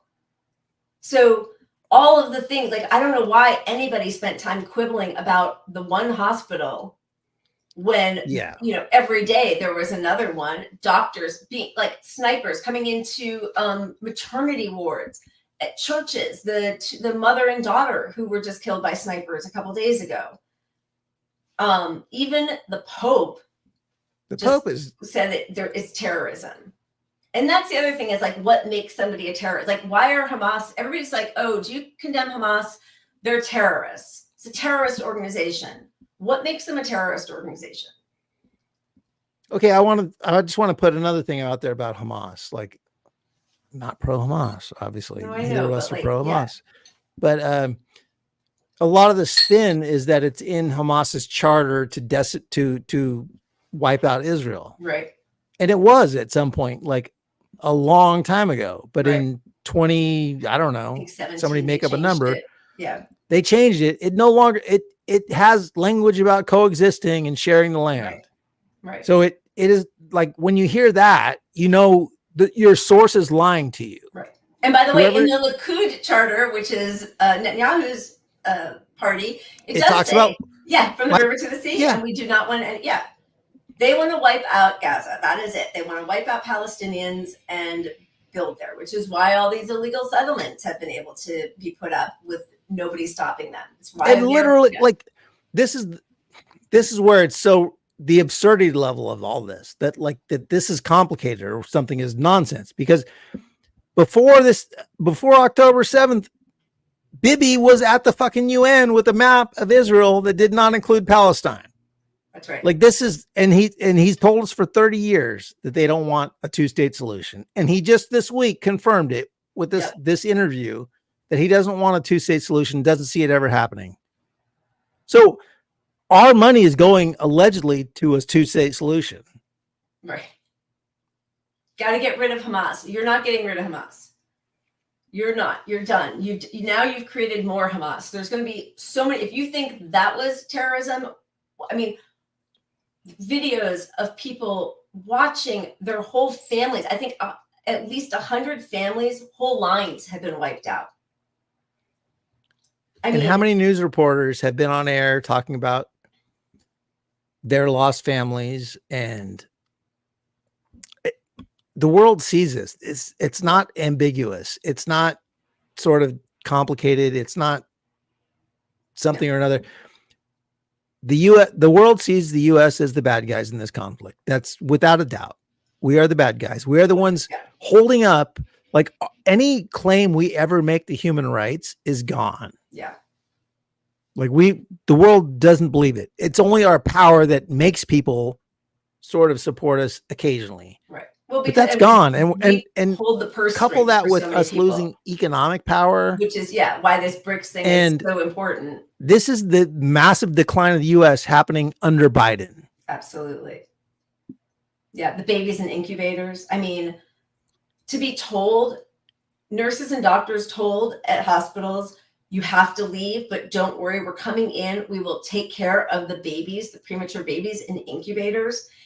And then they don't turn the generators back on. There's no fuel for the generators. They don't take care of the babies. And so when they're able to go back, the doctors and nurses, they see decomposing bodies of premature babies being eaten by maggots and worms and animals. That's Israel doing that. I mean, yeah. Okay. So that's one part of it. And just the calls for, Israel should make Gaza look like Auschwitz. That is, the Jerusalem Post is saying that. I mean, I see people say Zionism is Nazism, and sometimes I feel like I don't want to go that far. But I'm now seeing quotations from, Auschwitz survivors saying that Zionists are just like the Nazis that they escaped. You see 3 hostages, shirtless, no weapons, speaking in Hebrew, coming out with their hands up, even if they were terrorists. They have their hands up and they don't have weapons and they're half naked. Why do you need to kill them? Right? And the only reason that they realized that those were actually hostages, and this is also really revealing, one of them looked more European than Palestinian. He's a little whiter. Yeah, I mean, it's I think shooting the hostages, that'll change that 2% in Israel support to a little higher. I think it'll wake some people up over there. Yeah. But I think the population of Israel, by all the polling at least, and I don't want to put too much into videos I see of Israeli people, citizens bragging about killing Palestinians, because that's just, we get the worst. You could find the worst video of people here in the US and it doesn't translate to a population. But there is a cultural, like, these are lesser people thing being taught by the government. The government is the one pushing that. And I mean, you couldn't get away with it. But my point with that is that is what it takes to enable genociding of a people. Those are the red flags when you see such a popular support for killing 10,000 kids in another country. In 10,000 kids in 10 weeks. And that's not even counting the, children who have had amputations with no anesthesia. And, people keep saying women and children. And I always feel like, okay, and men and boys, like, I don't want to only, like, I mourn those losses also. But I think you're right. I think the fact that those hostages were killed waving a white flag and almost naked, although one of them, the mother, said she forgives, she made a big public statement. I mean, I don't know if she was coerced or what, but anyway, like, there must be just so much pain and trauma for everybody. But that, and the fact that they are now saying that 20% of IDF casualties were friendly fire or are friendly fire. That's an enormous percentage. A fifth of all your casualties are friendly fire. And, they're not even they're saying they're not going to even examine, because they know, as they keep revising the numbers down for October 7th, they are realizing not only were fewer people killed, but quite a few of them were killed by, the Hannibal Directive, the IDF. So, but they don't want to examine that anymore. But I think that just shows how propagandized people are there. Yeah. That it was necessary because it's such an evil that you're fighting for us. Yeah, I don't know. I had a point, but it's just so depressing. I don't know. Let's show a depressing video then. Let's do it. Let's see the. Oh yeah, because it's 6:45. Let's show the Gaza coast before and after, and then we'll show the plans for it. We live in cities you'll never see on screen. Not very pretty, but we sure know how to run things. Living in ruins of the palace within our dreams. And you know, we're on each other's team. So that's Gaza destroyed. And this is what a real estate company that does a lot of the settlements has been has put out. This is what they're busy doing.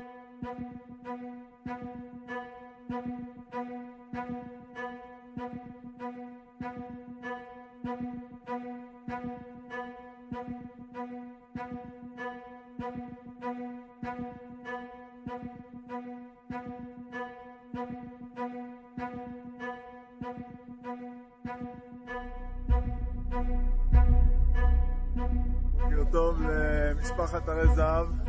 אנחנו נמצאים פה בתרגיל בצפון וחי"ר. יש פה כמה פצועים שנפלו בכוח. מה נשמע הרי זהב? וואי, מתגעגע לכם. אנחנו כאן בלב עזה, עושים מה שעושים.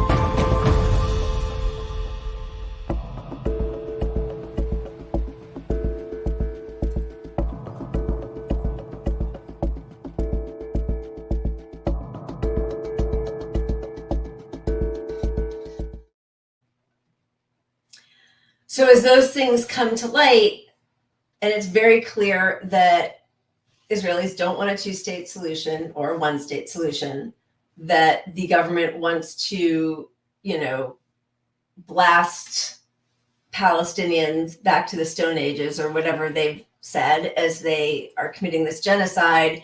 They've got plans for, how they want to build by the beach and, new developments. They are really getting further and further into this McCarthyism where any condemnation of the policies of Israel, they are trying to equate with anti-Semitism, as we saw with the university presidents, who were called before Congress, like in the middle of this genocide. They're calling 3 university presidents in front of Congress for Elise Stefanik, who actually, has endorsed the great replacement theory and all of these sort of pure blood, white supremacist, anti-Semitic ideas, is going to call these 3 university presidents in who, unfortunately, I feel like didn't answer as clearly as they should have possibly, because the initial response, I think, unless I missed it and they said it in there somewhere, should be, who was calling for the genocide of your Jewish students? Because that allegation that's been made, I've not seen anybody, I haven't seen proof of anybody doing that. It's not. And it's all based on a lot of misinformation by the ADL, intentional. Yeah. Where protests are being classified as anti-Semitic, and they're a third of their uptick, they're saying, yeah. We have all these claims of anti-Semitism and protests are one thing, but if you look at the actual attacks and who has been harmed in this conflict, it's Palestinian people have been harmed in the US by the worst of society.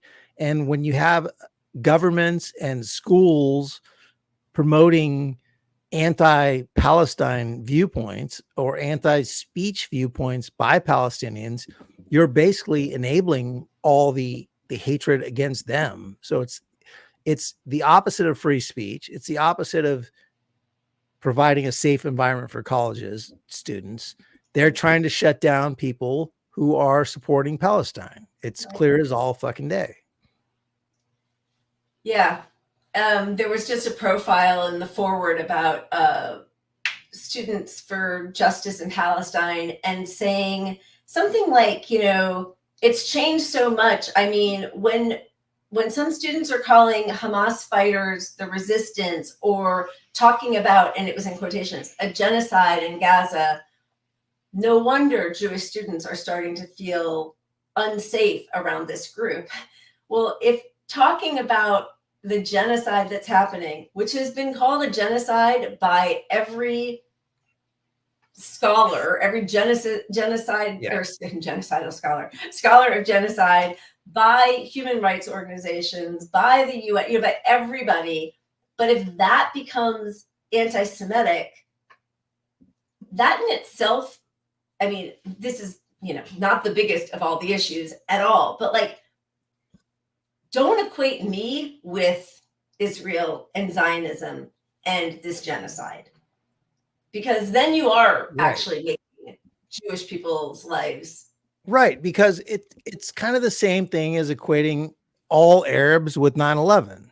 Right, exactly. So yeah, because all Arabs, you know, hate against Arabs is largely not condoned, whatever, but like people that want to hate Arabs put it on 9/11 or, you know, like, and it's the same language that Israel is using, like they're animals, they're terrorists, you know, and none of it is understanding the situation that led to that awful attack, but none of it justifies the retaliation, which is a genocide. But it does make you less safe as a Jewish American. Right. You're not safer as a Jewish American because of all the stuff going on. Like now you're probably more like, oh, you're Jewish, you know, that's why we, you know, the hate groups in America will seize on anything, but yeah. Will, but like, how could you not? Like, it's a double whammy. I'm Jewish and American, like, or US, whatever. Like, it's not great. Not great for the Jews, not great for anybody, especially not great for Palestinians. So that I don't want anybody to think I am like, you know, very low down on the issues right now. But for people to pretend that they're protecting Jews by calling out anti-Semitism and equating anti-Zionism with anti-Semitism is doing the exact opposite of what they're claiming to do. Not that anybody should ever do what Elise Stefanik says. And the bigger part of this is that our government is actually doing it. It's not just people, it's our government, you know, just like BDS is you know, boycott. If you boycott in Israeli investment groups or it's illegal in some states. Yeah, it's literally illegal. You can do the exact same thing against the U.S. government. You can't against Israel. Yeah. Which only fuels people who are bringing up tropes about our government being owned by Israel, blah, blah, blah, Jewish, you know, whatever. But you're giving validity to that with legislation, not legislation, but legislation. It is because I mean, it's illegal in certain states to participate, or you have to sign, like for employment, state employment, that you will not support BDS movements. Remember, Abby Martin had a lawsuit; she actually won. But that's absolutely crazy. And to do all that right now, of all times, when the public is not, they don't support this at all. So like, it's really scary if they get away with silencing so many people, so many so many people in the public do not support this at all. And if you shut their views down, think about a view that's 50-50. This is not 50-50. Right. But this is like a test case for what they can get away with. Because if they can get away with shutting dissent here on Palestine and Israel, holy shit, there's more support for cops in Palestine and Israel, Israel in this Palestinian war. Yep. There's more support for giving the police money. Right. There's more support for tracking the internet, tracking every single thing we do. Yeah, I mean, I agree with you, although it does feel like this has been going on for such a long time, right? If 70% or 63% of the country wants Medicare for all and nobody in our government, it's like there is not a single majority popular issue that we have. Like we have to fight for but it's almost like thing, it honestly feels like say you made a policy where like, oh, Medicare for all is socialism. So socialism is bad because the leaders in other countries have had socialist governments and it's vile. And so if you talk about socialism, now socialism is off the table. Socialism is a crime. We have a resolution to never mention socialism. Yeah. The government is against socialism. But I mean, remember the Biden administration, the domestic terrorists, right? Violent extremists, domestic violent extremists, DV, anti-capitalists were listed on there. Yeah. So at some point I'm not going to be able to fly, so we're good. We know that. All because of my Jewish co-host, which I know. Lila, I tainted you with my impure blood. It's not that I broke. It's oh my God. All right. So it's almost 7. What do you think? Where yeah, I don't know. Do we have any other topic? Oh, worst of the week. We should just highlight the worst of the week real quick because he's a fucking piece of shit.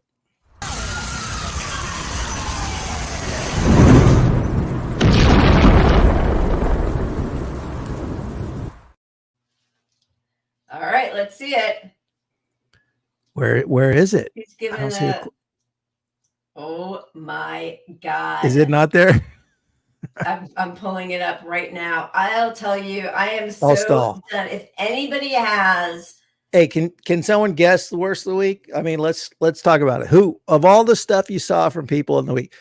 I'll give you a hint after a couple of comments, but he's I see the wheel. Okay, I got it. You see it? He's an anti-vaxxer. Here we Worst go. of the week. He's running for president. About solutions for the Palestinian people. The Palestinian people are arguably the most pampered people by international aid organizations in the history of the world. Are you kidding me? No, even before this war, 78% of people in Gaza said they had, not enough food to eat. Right. And why is that? Why are you blaming Israel? In part, it's Hamas, and in part, it's the fact that Israel imposed a blockade and talked about putting them on a diet. If your neighbor, first of all, Israel has no obligation. Israel built 3,000 hothouses and gave. Israel has no obligation. They're under a blockade. They are living in a fenced-in, open-air prison. They'd only have, before October 7th, water, electricity for a few hours a day. They couldn't come and go as they please. They don't have an army. They don't have an airport. He's just awful. Okay, so his whole premise that they have no obligation, they have literal laid out legal compliance with an occupied force obligations. That's just bullshit. This is where the Kennedy bullshit just supersedes logic. They have obligations. They are not meeting the obligations. Because they're not meeting those obligations, it is literally not a war crime for terrorism against them. In the international community. Have a right to according resist. to the ICC. To fight back, to take up arms, to resist. Yeah, which is not condoning terrorism, but his premise is wrong from the start, which is everything that comes out of his mouth is bullshit. He's awful. Yeah, he's awful. But the most pampered, can you imagine saying that this country whose 10,000 kids were just bombed by our dollars is the most pampered country on earth? Yeah. And, I think 10,000 Palestinians have been killed between 2001 and 2023. So this wasn't like a new thing for the people who are like, oh, it all started on October 7th. Let's look at Pampered. This is US dollars. Yep. I don't see Palestine on there. Years. Do you see Palestine? No, but I guess Israel built a couple greenhouses for Gaza, so Pampered. Anyway, fuck him entirely. If you vote for him, you're a terrible person. I know that's probably punching down, but you are a terrible person. Listen, I just want to say, luckily, Deborah Messing and Lee Kern are on the job. They're out there in Gaza to take a look at the tunnels that they're sure exist beneath. Two of our favorites. With her like $5, it's not even legal to ride a bike in the helmet. I mean, like, that is such. This is like that like helmet is the. Can you get me something cool to ride around on my skateboard that even the cops wouldn't let me ride around on my skateboard with to comply with laws? And remember, he's the writer of Barat 2 or whatever, who tried to get his comedy agent fired. But if that wasn't bad enough before that, she says she's heading out there on a trip with Douglas. Is it Murray or Mick Murray? I don't even know. But he's the one who said that actually SS soldiers really felt bad. That, you know, Hamas is so much worse than SS soldiers. Yeah, because the SS soldiers, they had to drink every night to get over how bad they felt about, you know, gassing Jews. That's who she chooses to hang out with. Good people. All right. So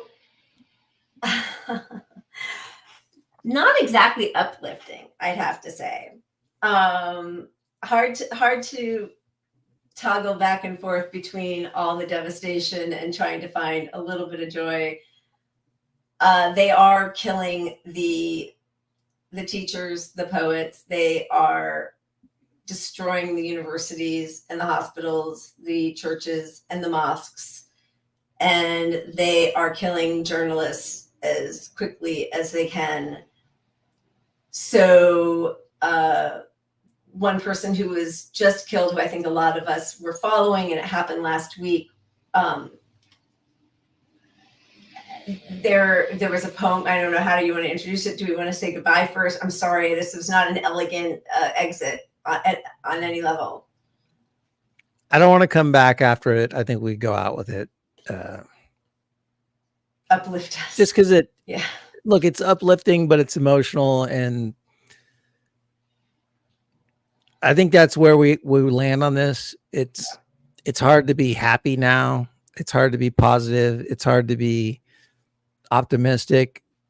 But I think listening to his words, he was a poet, a journalist, amazing man, and so many people recognized it, and he was targeted and killed by.